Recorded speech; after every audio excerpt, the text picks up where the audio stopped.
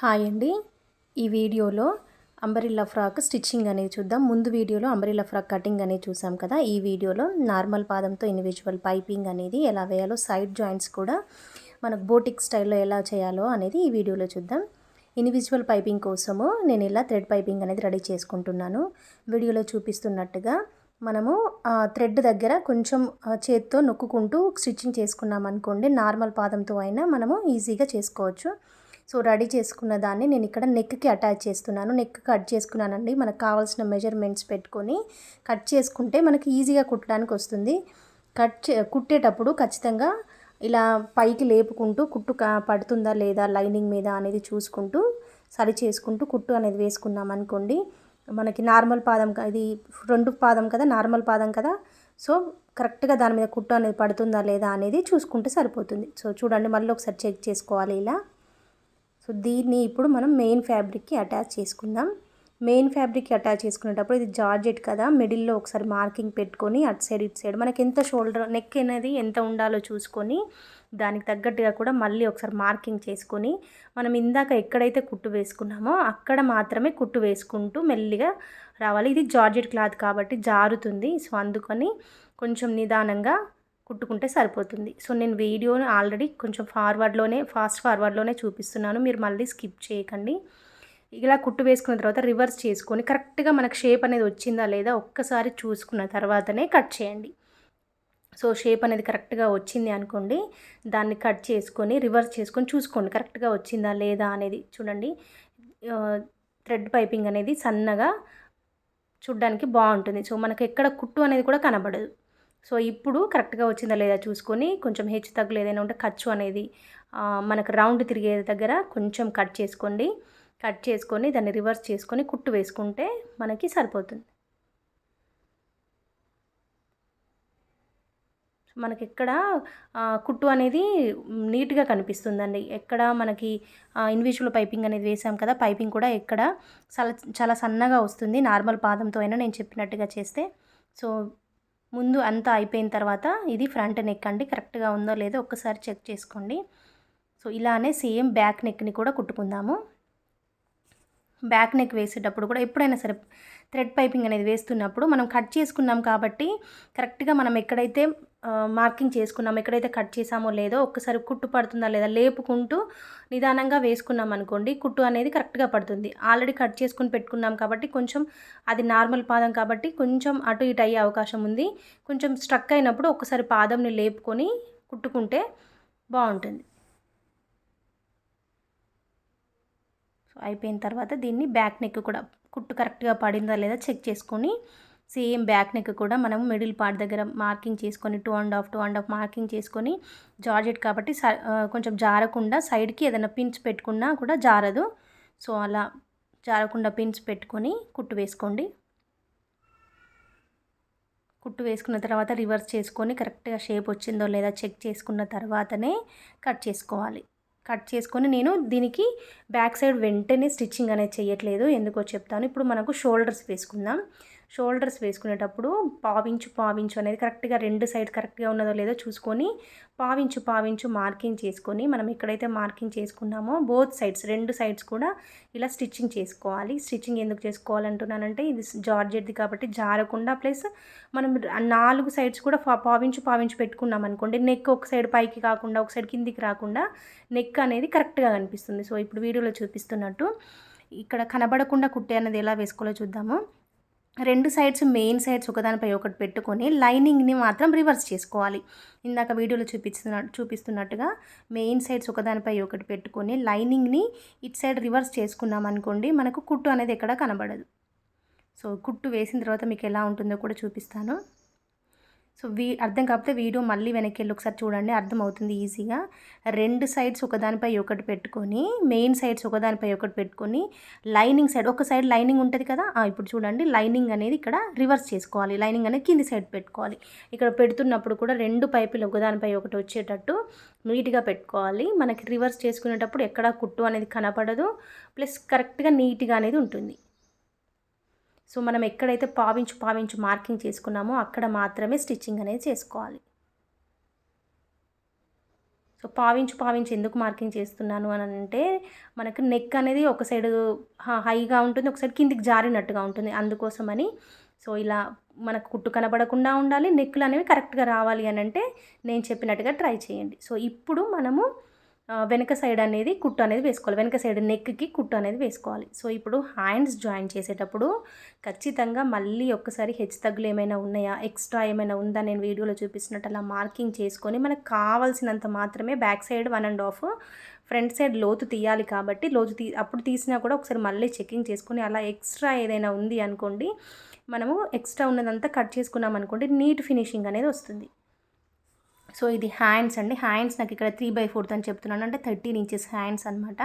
అందుకని నేనేం పైపింగ్ అనేది వేయట్లేదు, జస్ట్ కింది సైడ్ ఫోల్డింగ్ అనేది చేసి ఒక కుట్టు అనేది వేసుకుంటున్నాను. 2 సైడ్స్ కూడా పైపింగ్ అనేది ఏది వేయకుండా జస్ట్ ఫోల్డింగ్ చేసుకుంటున్నాను. దీనికి లైనింగ్ క్లాత్ కూడా నేను ఏది వేయట్లేదు కాబట్టి పైపింగ్ కూడా వేయట్లేదు అనమాట. సో వేసిన తర్వాత లోతు తీసేటప్పుడు నేను ఏ హ్యాండ్కి ఆ హ్యాండ్ సపరేట్గా లోతు అనేది తీస్తున్నాను. ఎందుకోసం అని అంటే మనం లైనింగ్ వేయలేదు కాబట్టి కన్ఫ్యూజ్ అయ్యే అవకాశం ఉంటుంది. కాబట్టి ఏ సైడ్కి ఆ సైడే వెంటనే మనం ఇలా లోతు అనేది తీసుకోవాలి. జస్ట్ 1/2 ఇంచ్ మార్కింగ్ చేసుకొని తీసుకోవాలి. అలాగే అటాచ్ చేస్తున్నప్పుడు ఎప్పుడైనా సరే ఆర్మ్ హోల్ దగ్గర నుంచి కాకుండా ఇలా వీడియో చూపిస్తున్నట్టు భుజాల దగ్గర నుంచి కుట్ట అనేది వేసుకోండి. Middle part, hand middle part plus భుజాల దగ్గర పెట్టుకొని మనము ఫస్ట్ ఇటు సైడ్ వేసుకొని తర్వాత తిరిగి మరలా వెనక్కి తిప్పుకొని అటు సైడ్ అనేది వేసుకున్నాం అనుకోండి, మనము సైడ్ జాయిన్ చేసేటప్పుడు కరెక్ట్గా వస్తుంది. ప్లస్ మనము ఎక్కడిదక్కడే అటు సైడే వేసుకున్నాం కాబట్టి హెచ్చు తగ్గులు అనేవి ఉండవు. ఒకవేళ ఎక్స్ట్రా ఏదైనా ఉందనుకోండి, ఇటు ఎక్స్ట్రా వచ్చినా అటు ఎక్స్ట్రా వచ్చినా కట్ చేసుకుంటాం. లేదు మనం ఆర్మ్ హోల్ దగ్గర నుంచి వేసుకున్నాం అనుకోండి, ఒకటే సైడ్ ఎక్కువ అనేది వచ్చి షేప్ అనేది అవుట్ అవుతుంది. సో అందుకే మనకి చంకలో ముడతలు రావడం కానీ, కొంచెము ఒక హ్యాండ్ కిందికి ఒక హ్యాండ్ పైకి అలా ఉండకుండా ఉండాలి అని అంటే భుజాల మీద నుంచి ట్రై చేయండి. సో ఇంకొక పార్ట్కి కూడా సేమ్ లోత్ అనేది తీస్తున్నాను. మనము కింది వైపున కరెక్ట్గా పట్టుకొని పైన చూసామనుకోండి, 2 సమానంగా ఉండవు. సో ఉండకుండా ఉన్నాయంటే అది ఖచ్చితంగా లోతు తీసినట్టే అనమాట. సో 1/2 ఇంచ్ కానీ 1/4 ఇంచ్ కానీ లోతు తీసుకున్నాం అనుకోండి, మనకి చంక భాగంలో ముడతలు అనేవి రావు. సో ఇలా అటాచ్ చేసుకున్న తర్వాత బ్యాక్ సైడ్ కూడా నేను షోల్డర్ దగ్గర నుంచి అటాచ్ చేసుకున్నా కాబట్టి ఒక సైడ్ ఫ్రంట్ వస్తుంది, ఒక సైడ్ బ్యాక్ సైడ్ వస్తుంది. మనము సో వేసుకొని కుట్టు అనేది కరెక్ట్గా పడిందా లేదా అనేది చెక్ చేసుకోవాలి. సో ఇప్పుడు టూ సైడ్స్ కూడా నేను లైనింగ్ క్లాత్ని అటాచ్ చేస్తున్నాను బాడీ పార్ట్కి.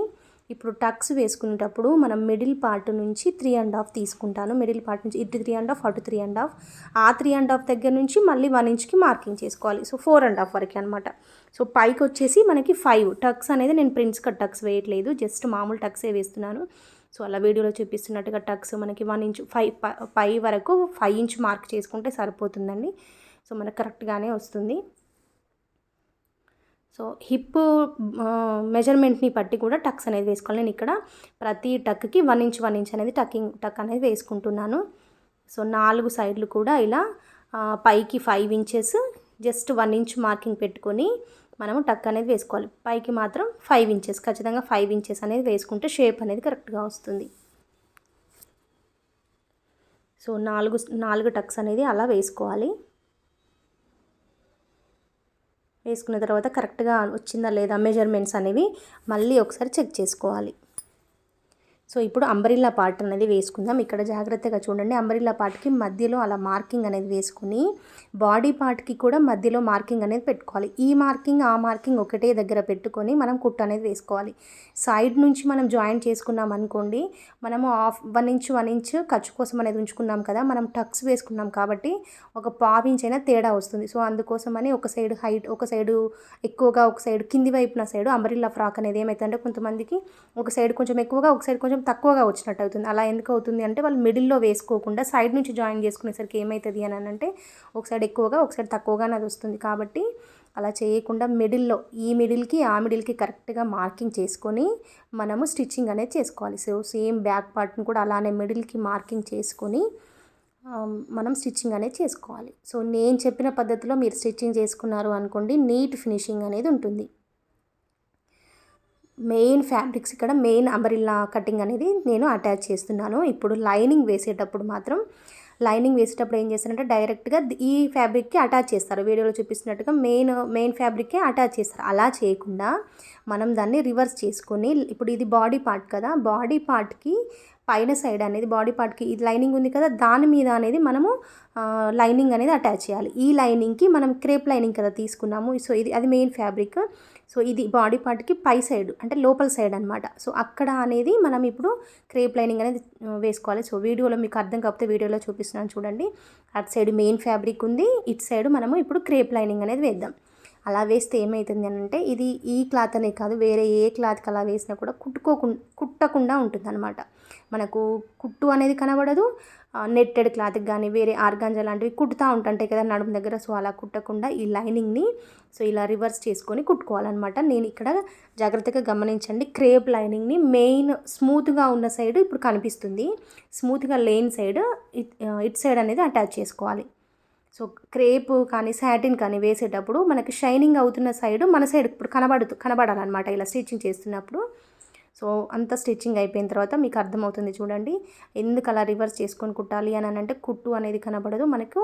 బోటిక్ స్టైల్లో నీట్ ఫినిషింగ్ అనేది ఉంటుంది చూడండి, ఎక్కడా కుట్టు అనేది కనబడట్లేదు మనకు. సో ఈ రెండు కూడా కరెక్ట్గా వస్తాయి మనకు, చూడడానికి కూడా బాగుంటుంది. సో బోత్ సైడ్స్ కూడా నేను చెప్పినట్టే అలా అటాచ్ చేసుకోవాలి. ఒకదానిపైన ఒకటి వేసి అటాచ్ చేసుకోకుండా లైనింగ్ని మెయిన్ ఫ్యాబ్రిక్ని అలా ఒకదానిపైన ఒకటి అటాచ్ చేసుకుంటా నేను చెప్పినట్టు అటాచ్ చేసుకోండి. సో ఇప్పుడు సైడ్ జాయింట్స్ చేసేటప్పుడు మనకి ఏవైతే మెజర్మెంట్స్ కావాలో, నాకు కింద 5 పెట్టుకున్నానండి, హ్యాండ్స్ వరకు వచ్చేసరికి 6 పెట్టుకున్నాను. సో సేమ్ ఆర్మ్ హోల్ని కూడా చెక్ చేసుకోవాలి కరెక్ట్గా ఉందా లేదా అనేది.